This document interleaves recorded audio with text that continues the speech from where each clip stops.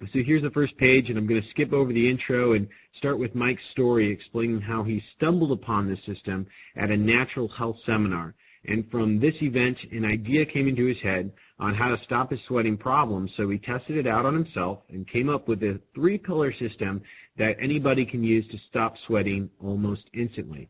And what I really like about this process is that it attacks perspiration issues by doing things the right way, naturally. And as you can see here, he targets unclogging your pores and letting them breathe versus the other approaches out there which aim more at clogging your pores, preventing them from breathing, which, as you know, can end up leading to very undesirable side effects, and that's something you definitely want to talk to your doctor about. So here we are at step 1 and 2, and I can't give away the cow, but step 1 does involve something that you already do every single day. Every single day, or God, I hope so. But you do get the alternative to this, the healthy alternative, and you'd never in a million years think that this could cause excessive perspiration, but it does, and everyone I know does it. So if you're guessing, nope, it has nothing to do with deodorant or antiperspirant. You'll have to dive in and check this out yourself to find out. Step 2 involves using a product that will cost you about $3 or less, and it will last for months.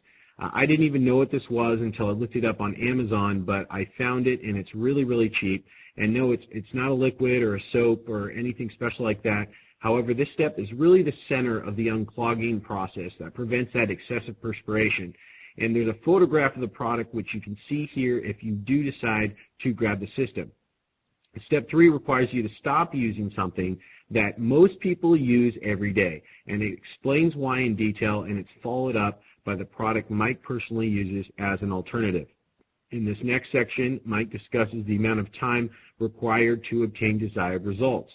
And because everybody's different, this system may work instantly or for some, or it could take a couple of days. And that makes perfect sense to me because considering that what you're doing now directly impacts the time required to reverse these effects.